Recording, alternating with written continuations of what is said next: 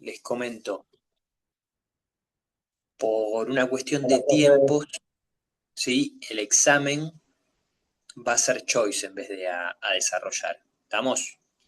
Yo el examen se los voy a subir hoy cuando terminemos la clase al Classroom y van a tener tiempo hasta el domingo de realizarlo. Son 30 preguntas choice, simples, fáciles. Necesitan 20 correctas para probar. ¿Entendido? Y tienen 15 minutos para realizarlo. Perfecto. ¿Se entiende? Entonces, Sí. hasta el domingo tienen tiempo de responder el examen. Bueno, y hoy vamos a ir con la última clase, ¿sí? Primero de fisiología, vamos a hablar un poco de lo que es monitoreo y control de carga. Así vemos un pantallazo de todo lo que es utilización de GPS y todo eso. ¿Dale? Ahí les comparto pantalla, así vamos con el apunte.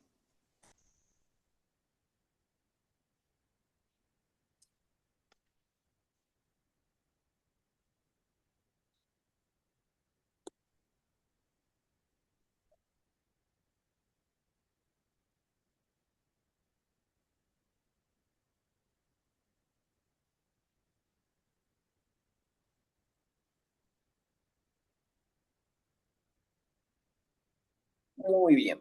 Bueno, chicos,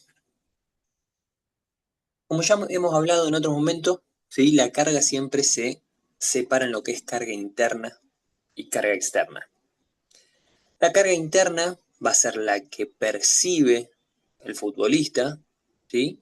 La que siente el futbolista, y la carga externa va a ser todos los dominios externos a ese deportista que pueden alterar su rendimiento.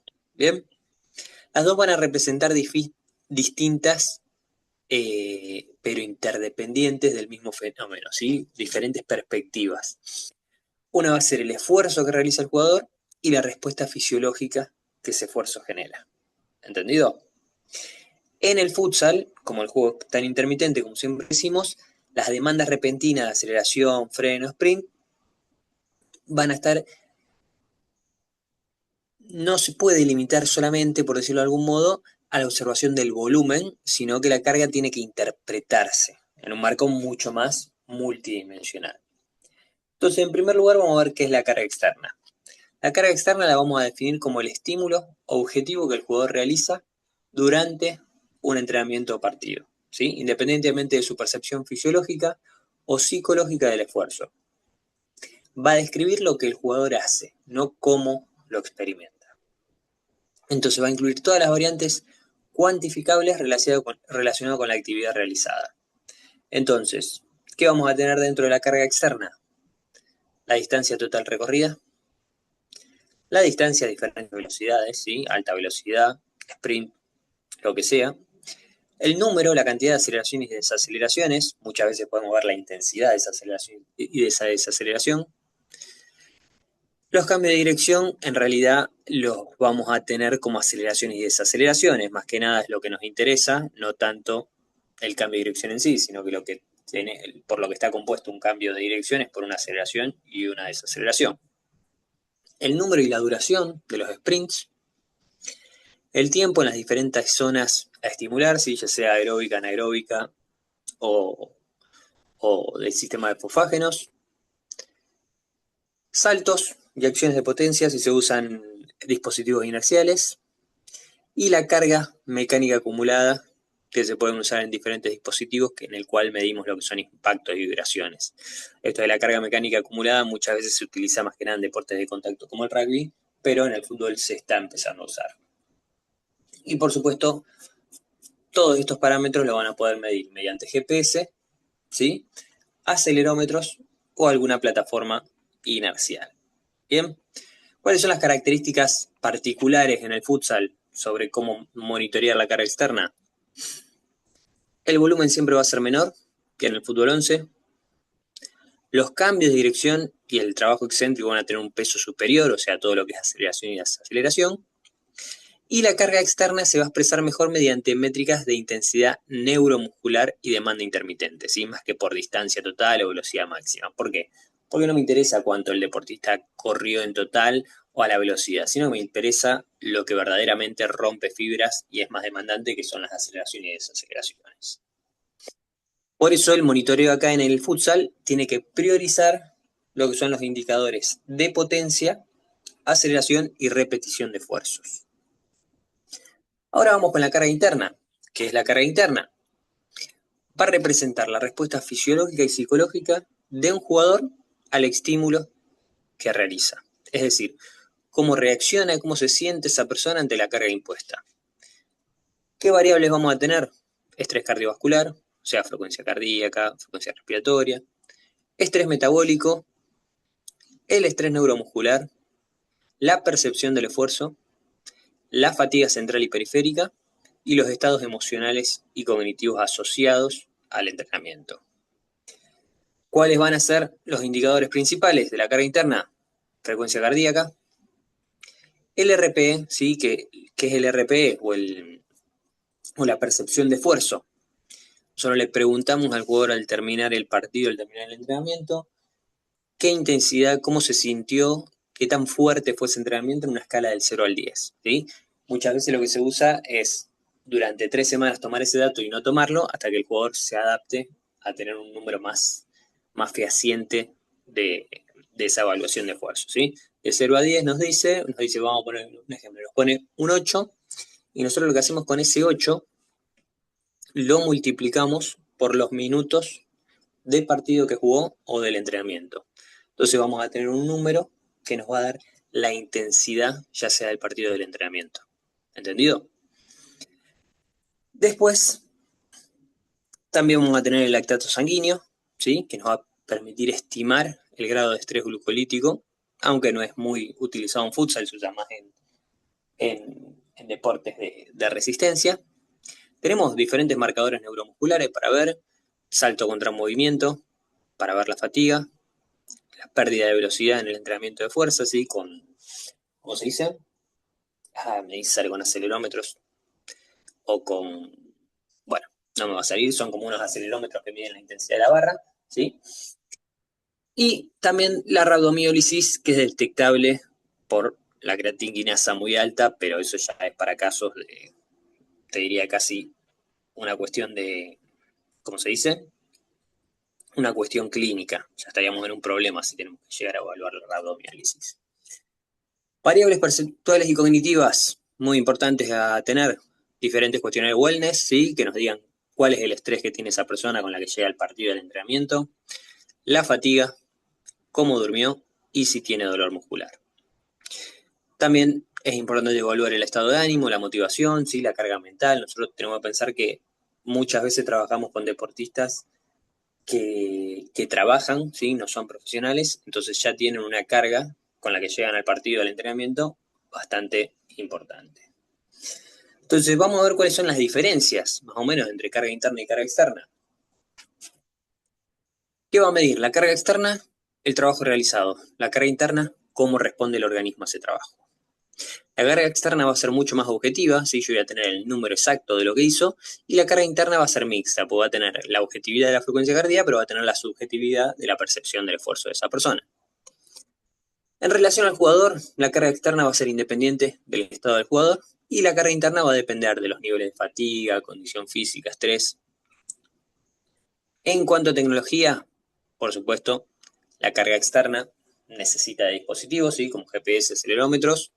La carga interna, frecuencia cardíaca, lactato, RPE, wellness, es más simple tomarla. Y en cuanto a la utilidad, la carga externa nos va a permitir controlar el volumen y la intensidad mecánica, y la carga interna nos va a permitir, saber la carga interna, nos va a permitir controlar el estrés fisiológico y la recuperación del deportista.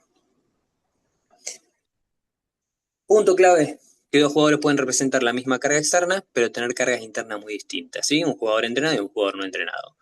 Un jugador ha recuperado, una frecuencia cardíaca media de 160, una RPE de 6. Ahora, un jugador B fatigado, una frecuencia cardíaca media de 180 y una RPE de 9.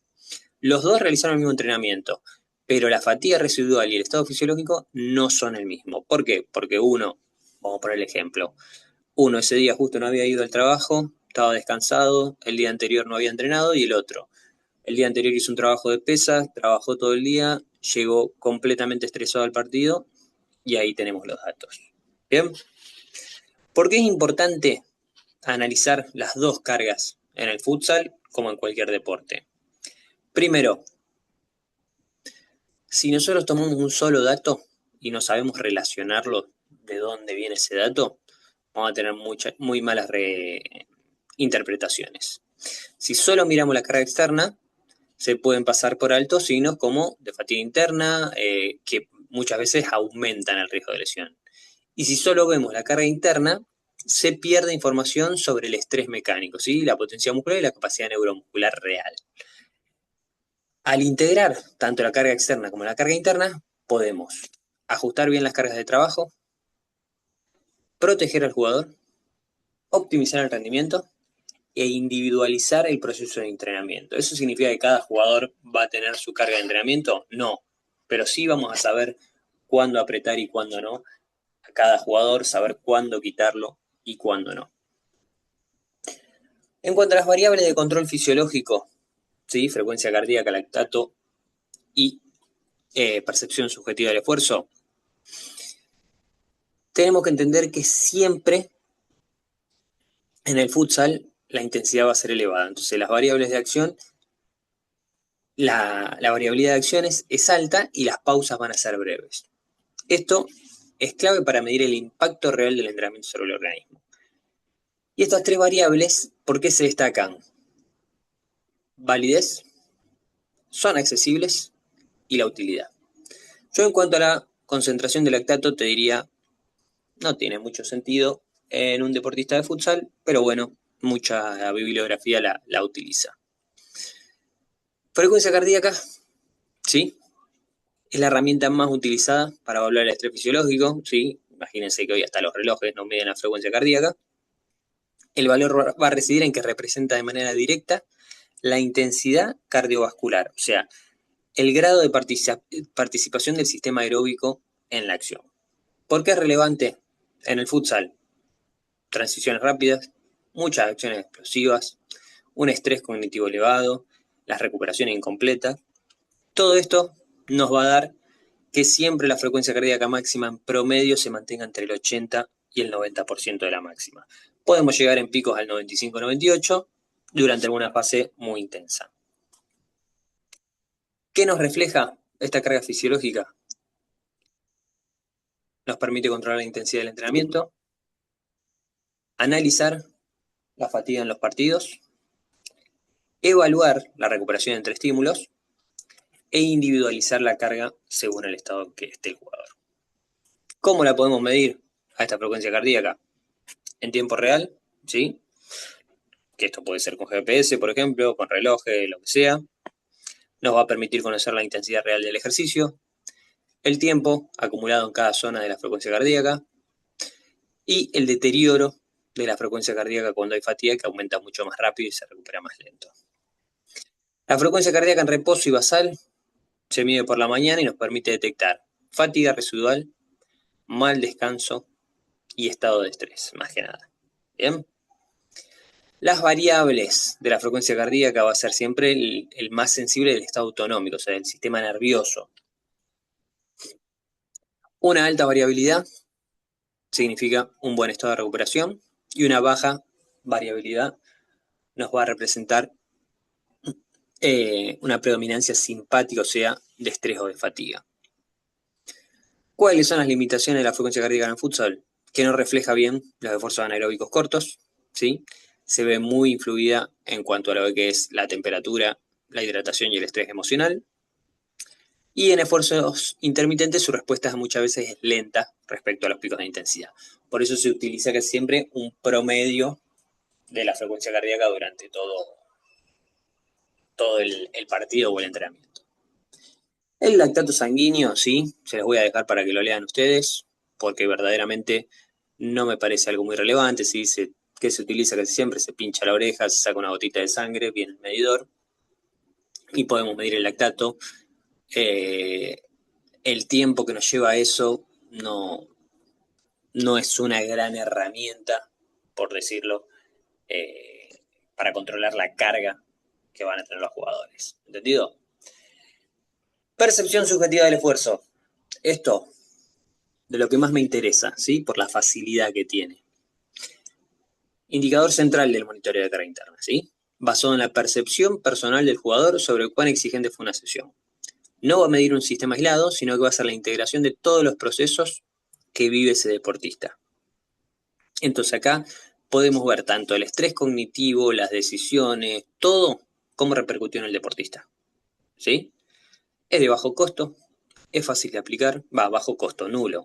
El único costo que puede llegar a tener es si vos querés tener una aplicación para que los jugadores carguen los datos en esa aplicación y vos tenés una planilla perfecta cargada en Excel, pero lo podés ir preguntando durante la sesión, o sea, es lo mismo.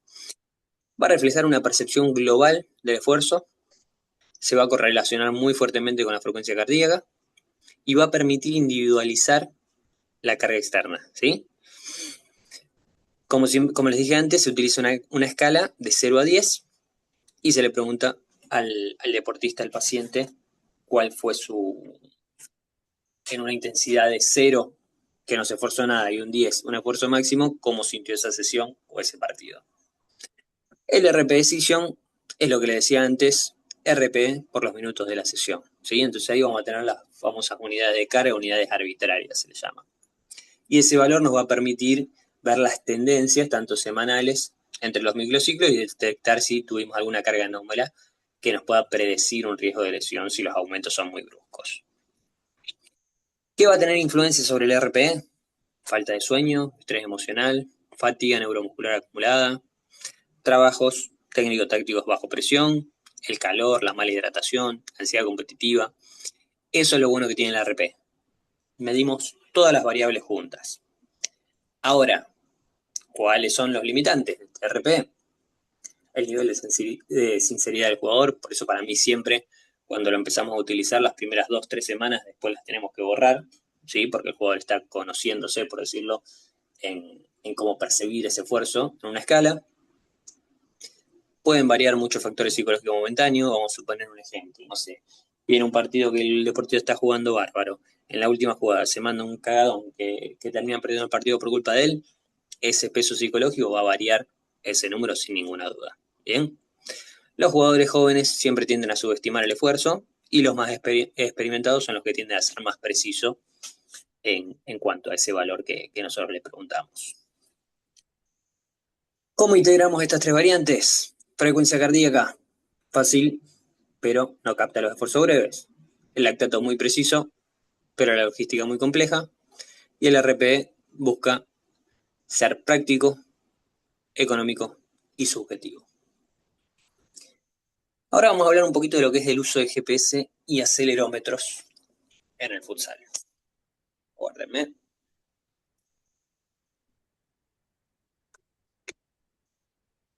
Todo el monitoreo tecnológico del rendimiento evolucionó significativamente en los últimos años. Pero ¿qué pasa? El futsal tiene diferentes particulares que dificultan el uso del sistema de tracking de GPS. ¿Por qué? Espacio reducido y techado. El techado es el mayor problema. Entonces la incorporación de acelerómetros, de dispositivos inerciales, ópticos, GPS indoor adaptados, permitieron obtener cada vez más datos sobre la carga externa del jugador.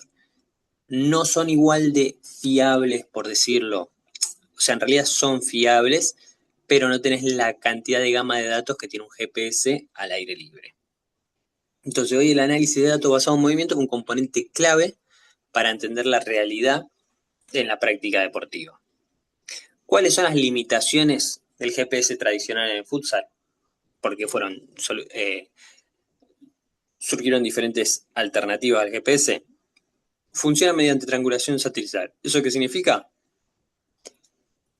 El dato que obtiene, o sea, el GPS, triangula con algún satélite, ¿sí? Y con el tomador de datos, tendría que ser una computadora.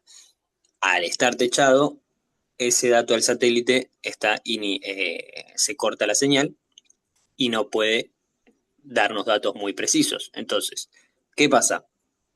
Se pierde la señal, baja precisión, registros muchas veces erróneos en cuanto a velocidad y distancia y ruidos en los datos. ¿Qué significan los ruidos? Que hay saltos que no tienen ninguna correlación con lo que está pasando verdaderamente. Después, son espacios pequeños. Entonces el GPS tradicional de pocos hertz no llega a tomar muchas veces esos datos. Necesita mediciones mucho más precisas en el futsal, ¿sí? Podríamos hablar de unos 50 Hz, al menos. En cuanto a los acelerómetros y los sistemas inerciales.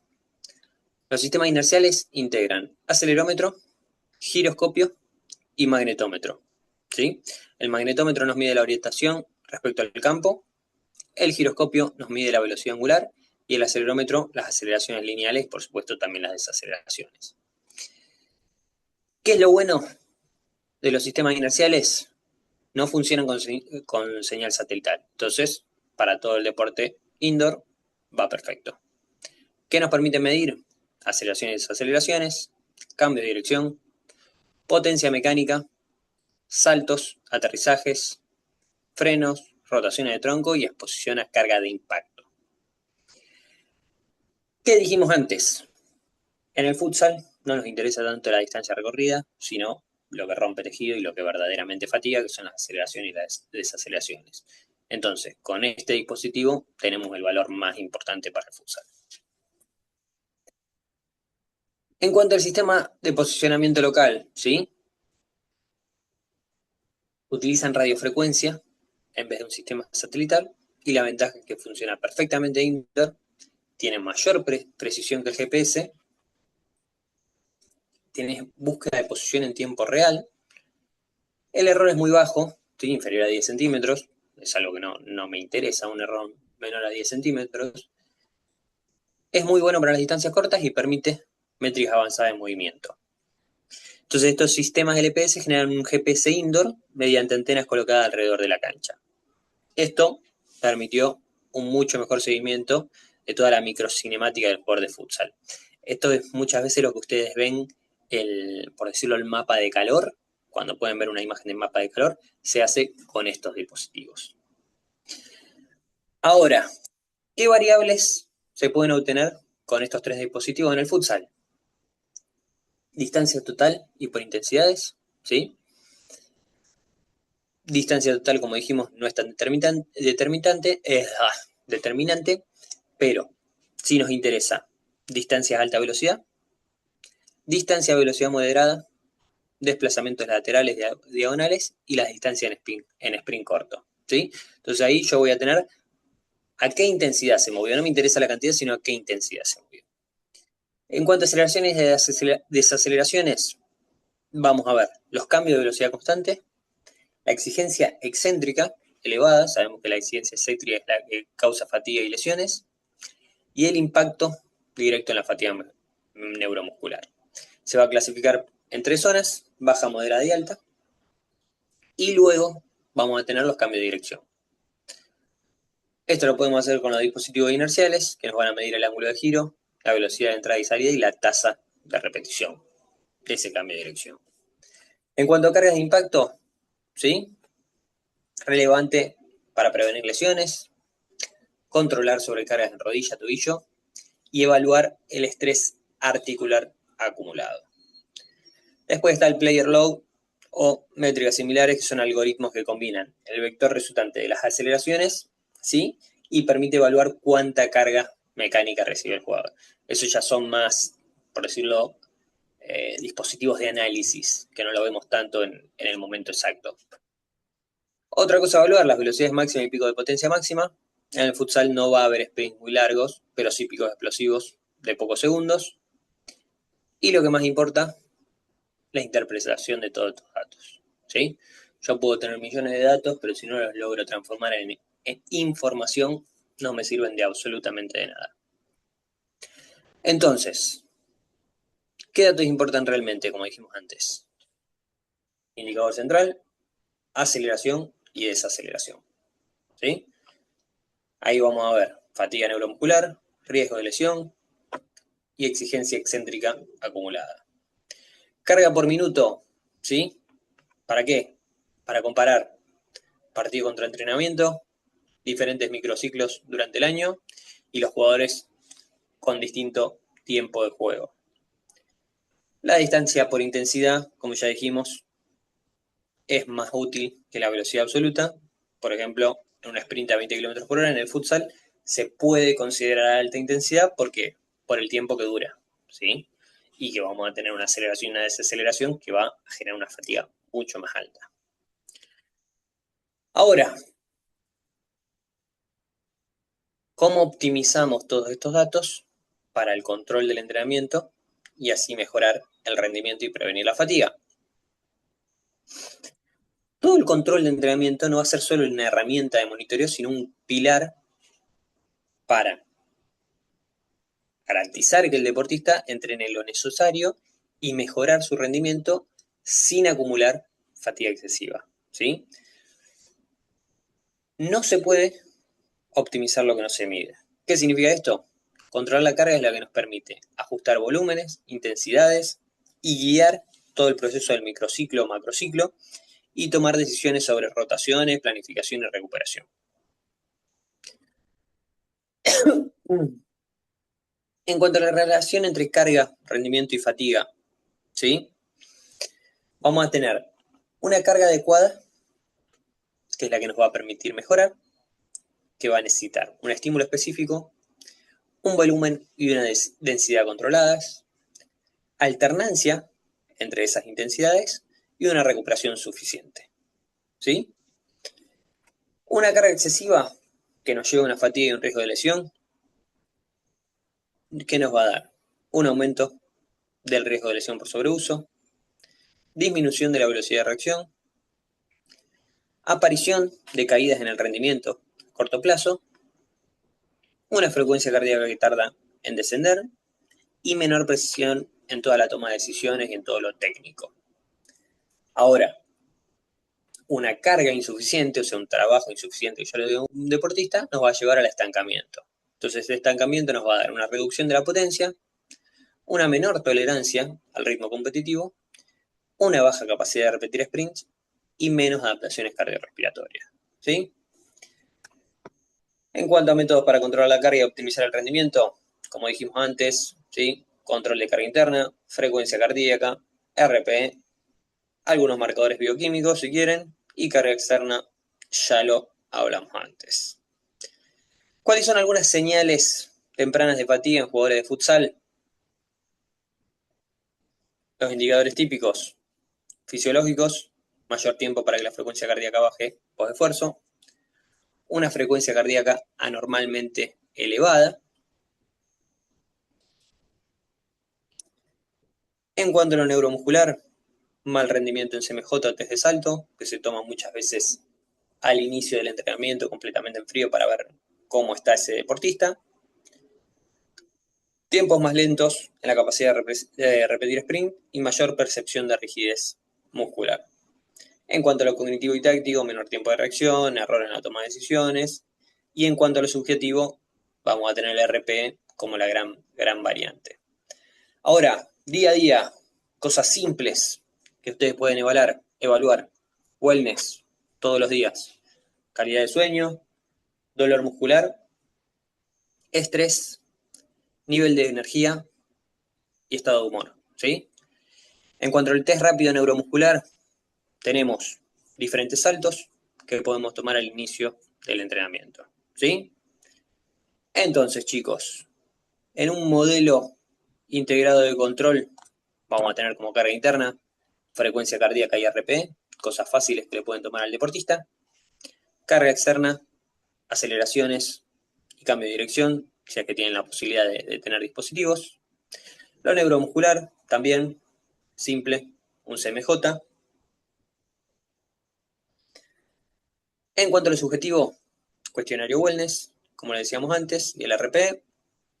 Y en lo táctico, ya van a tener ustedes una visión más del deporte, de poder ver las secuencias de alta intensidad, como va respondiendo al deportista. Bien, chicos, los escucho. ¿Dudas? ¿Cosas que no se entiendan? ¿Datos que me quieran contar si han utilizado estos dispositivos? Los escucho.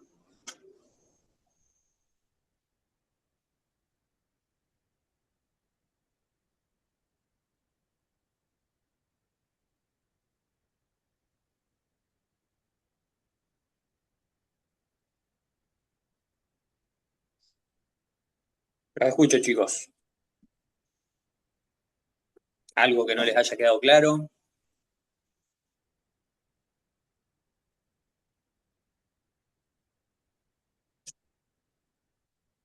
¿Todo entendido? ¿Y si te decimos que no entendimos? Nada, no. Lo que no entienden lo podemos charlar. Son cosas simples que ustedes las van viendo día a día, por eso. No, Claro. no sé si no es tanto como no entender, sino que me parece que es un montón, mucho, y o sea, lo vas a poder tomar en 30 preguntas, digamos, en 15 Eh, minutos, porque te digo que yo venía pensando eso y en 15 minutos, Miren, más que nada, lo que después de leer los apuntes y todo, las preguntas no son complicadas, ¿sí? Tienen sentido común. Ustedes estando al lado de una cancha, si han jugado y todo, lo van a poder responder tranquilamente. No se preocupen, chicos, no es muy complicado, ¿sí? ¿Alguna cosa que haya quedado inconclusa de la clase de hoy que no hayan entendido?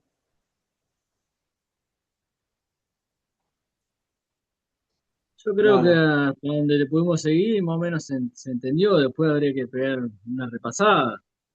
Eh, Los apuntes pero están todos sí, cargados en el Classroom, sí, sí, ¿sí? Lo que sí. necesiten leer, que no hayan entendido, lo pueden ir a buscar ahí.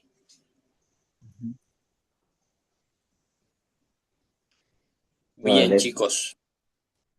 Hacemos una pausita de 10 minutitos y volvemos con fisioterapia, ¿les parece? Sí, dale. Dale, Nahuel. Dale. Vamos, Listo. chicos. Nos vemos después.